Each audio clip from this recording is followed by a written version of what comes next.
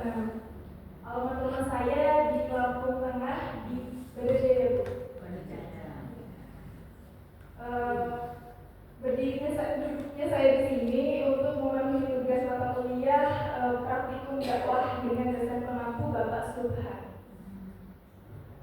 Ibu-ibu, saya mengucapkan terima kasih atas waktunya dan saya mengucapkan permohonan maaf apabila nantinya saya ada salah ucap karena di sini saya juga masih belajar, Ibu. Ibu-ibu, hari ini saya akan menyampaikan materi mengenai ikhlas dan sabar. Sebenarnya kata ikhlas dan sabar ini adalah kata yang sederhana, tetapi memang sangat sulit untuk kita jalani, Ibu. Kita lakukan di hidup kita. Sabar itu adalah sikap menahan diri dari rasa marah, kecewa, serta dapat menerima cobaan dari Allah Subhanahu wa Ta'ala. Ikhlas itu adalah sikap membebaskan diri dari rasa iri, rasa dengki terhadap orang lain yang hidupnya lebih mudah dan lebih baik dari kita. Dan juga kita dapat menerima cobaan dengan lapang dada. Ibu-ibu, segala yang datang dari Allah itu pasti tidak mungkin dulu.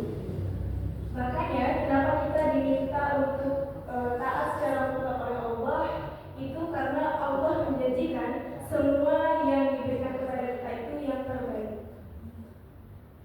Tetapi kadang manusia dengan pikiran pendeknya menginginkan sesuatu yang bukan kebutuhannya. Allah berfirman dalam Quran surah Al-Baqarah ayat 219, Bismillahirrahmanirrahim. Ketika ayat menurut wa huwa khairul lakum wa asa an takrahu shay'an wa huwa khairul lakum wa asa an tahibbu shay'an wa huwa syarrul lakum wallahu ya'lamu wa antum la ta'lamun. Yang artinya diwajibkan atas kamu berperang padahal kamu tidak menyukainya, dan boleh jadi kamu menyukai sesuatu padahal itu tidak baik bagimu. Allah Maha mengetahui sedangkan kamu tidak mengetahui. Dengan ujian yang kita dapatkan, kita harus menerima dengan lapang dada, Ibu. Sabar itu dibagi menjadi 3.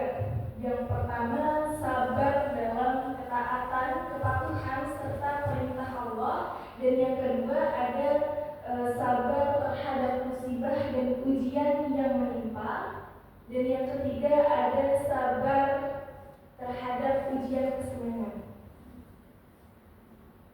Sabar dalam patuh kepada Allah harus dengan istiqomah dan ketekunan hati.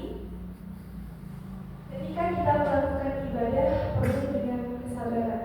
Apabila tidak, itu tidak akan menjadi amal soleh dan soleha.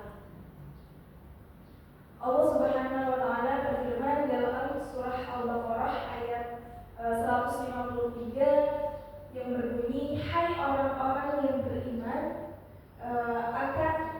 akan aku uji kalian dengan sebagai rasa ketakutan, kekurangan harta, jiwa, buah-buahan, dan kelaparan, serta sampaikanlah kabar gembira kepada orang-orang yang bersabar. Ibu-ibu, kalau ibu-ibu disuruh memilih mobil atau motor, ibu-ibu milih apa? Mobil.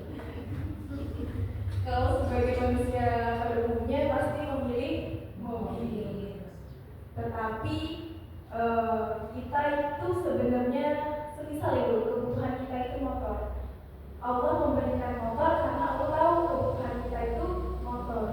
Kalau nantinya kita diberikan sama Allah mobil, dan semisal rumah kita dengan sempit itu, kita bingung mau masukin mobilnya dari mana, garasi nggak punya, gang sempit, mau sewa tempat duitnya pas-pasan, susah ibu. Sampai sama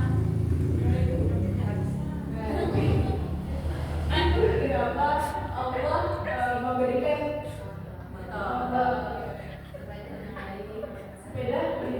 tidak ada polisi berjalan.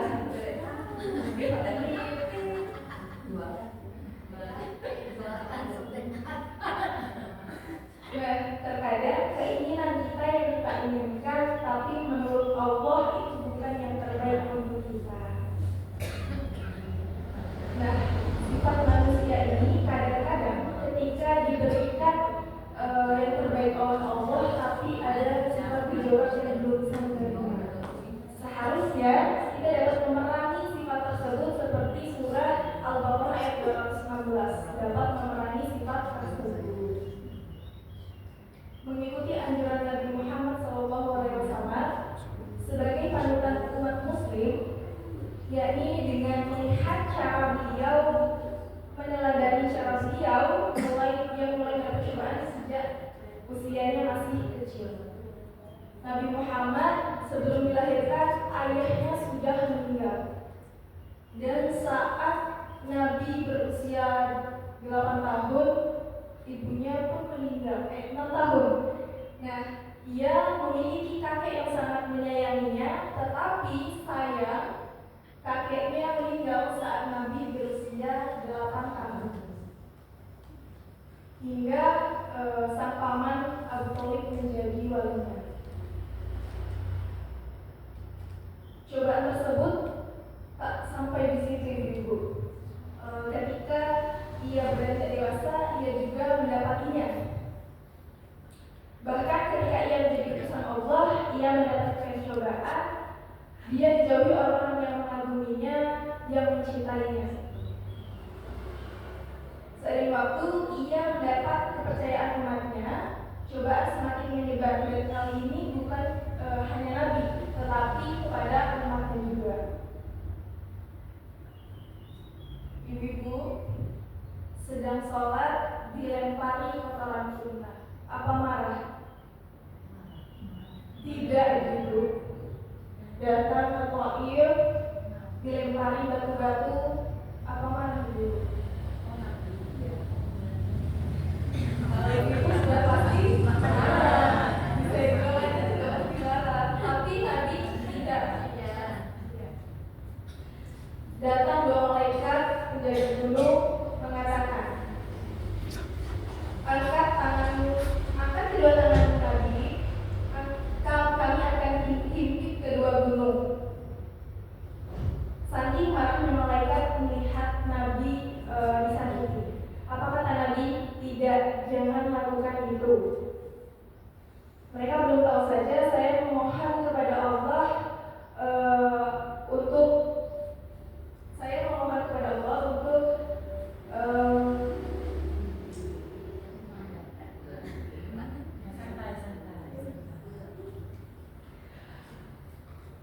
untuk menaati Allah Subhanahu wa Ta'ala. Nabi hanya takut kepada Allah. Ia berdoa, duhai Allah, kepada siapa lagi engkau titipkan dan untuk berdakwah. Kalau masa itu lebih dekat, aku harus tempuh dan aku harus disakiti, atau masih jauh jaraknya dan aku harus kemudian dilempari. Maka aku ridhoi Allah. Yang penting engkau tidak marah kepadaku. Nabi Muhammad SAW. Alih-alih membalas dengan cara yang sama yang dibenci, Nabi tetap teguh dalam kesabaran dan permohonan serta disertai perjuangan yang konsisten. Allah menerima permohonan Nabi dan membawa perubahan bagi umatnya. Allah berfirman dalam surah Al-Baqarah ayat 201, itu kita sebagai manusia harus minta dunia minta baik, akhirat minta baik. Tetapi kita jangan samakan dunia dan akhirat. Dunia ini kecil, akhirat itu selama-lamanya. Allah berfirman dalam Quran surah Al-Insyirah ayat 5 dan 6, wa inna ma'al usri yusra, inna ma'al usri yusra. Karena sesungguhnya sesudah kesulitan itu ada kemudahan. Sesungguhnya sesudah kesulitan ada kemudahan. Menghadapi cobaan dalam hidup yang sulit ini kita harus mempunyai sifat ikhlas dan sabar. Itu sangat penting kita miliki. Dengan kedua sifat tersebut, kita bisa tetap kokoh dan gigih dalam menerima cobaan, menjalani cobaan. Kita juga bisa melaluinya dengan lebih mudah dan lebih tenang. Mudah-mudahan kita bisa menjadi umat yang mengikuti teladan sikap ikhlas dan sabarnya Rasulullah, dan mudah-mudahan kita bisa menerima cobaan yang Allah berikan dengan lapang dada. Apapun masalahnya, kita harus tetap sabar, karena kita melihat hidup orang lain itu mudah, tapi belum tentu yang menjalaninya mudah. Kita nggak usah iri ngelihat orang lain lebih kaya, lebih muda, atau lebih bahagia.